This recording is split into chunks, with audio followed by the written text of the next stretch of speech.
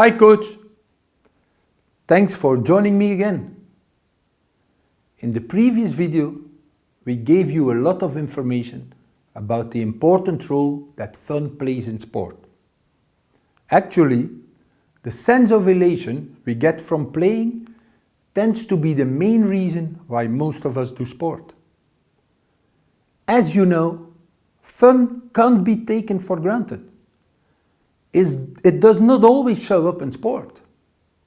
The good news is that as a coach, you can really stimulate and create it. It depends on the choices you make. Can you see the importance of all the little decisions that you have up to now made on gut feeling and intuition? These little things make or break the pedagogical environment. Realizing that is a big step.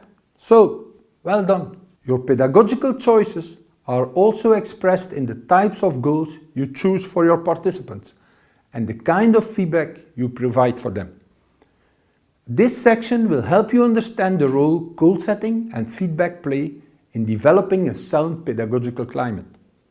These two elements can have gigantic impact on what children make out of sport and are very powerful learning tools. Again, we are very lucky that Professor Nicolette van Veldhoven is going to give us a helping hand.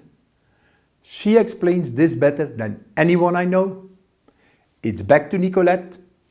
The next thing that I wanted to talk to you about, I've read in your work that you always emphasize a lot the idea of the impact we can make on the children and on the experience of sport through appropriate feedback and appropriate goal setting. So I wonder if you could really give us a little bit of a whistle-stop tour of your ideas around goal setting and feedback. Well, if you look at sports, the main goal for a coach is mostly winning. They set it on the competition or on the game. It's the part that they want to win, and it's a short-term goal. What we want is a long-term goal. So you can win, of course, it's sports, and you have competition, and it's good. So you are working your way. But in working with children, the goals are not only on the winning part, they are on the development of the children. So your main goals are the development of the children, physically, motor skills development, so you can be better in sports techniques, but it's also psychologically and socially. So there's the holistic part again, within the goal setting. It's the whole child, and the goals reach the whole child. Yes.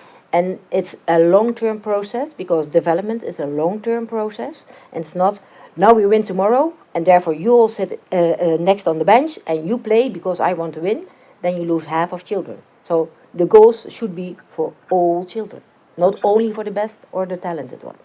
Yeah. And finally, really give us a little bit of a few ideas around the feedback. What kind of feedback should we be providing as a coach working with younger children?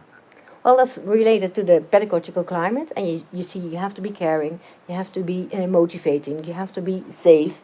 Then, as a coach, the feedback is including within this framework, and it's set on the process. So you say, well, that's a good jump, maybe you should lift your arm.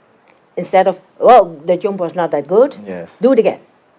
So you give attention to the way you make the feedback that helps the process of the child, not the result. So you don't say it's a good or a bad jump. You can use that, but then you give an attention to do something better. Or it was already a good jump, but next time try this and this. Or you said, well, we did a good playing, but the goal this time was working together, so you have to pay attention to work together. So you have also, in the feedback, you pay attention not only to the technical part, but you also pay attention to the social part in working together, or in the psychological part, or that you say to a child, well, I see you don't have a drive today. What's that about? Yeah. Can you be better today, or is it an off day? Well, can happen, but then we go on. And then the next time you say, well, can we go start again? And do it. So you be enthusiastic, keep to the child and ask them, how are you? So in this way, the feedback is helping the child to grow. Yes. So feedback is process-based, is positive, and is holistic. Exactly. Those are the three key elements that you've highlighted there. Yeah. Thanks, Nicolette. Okay, so what do you make of that? Hopefully, you now have a much better sense of how to set appropriate goals and provide great feedback for children. Before we go on to the next video, please have a look at the study guide. There will be an activity there for you to apply this to your own coaching practice. Thanks again for watching, and until the next video.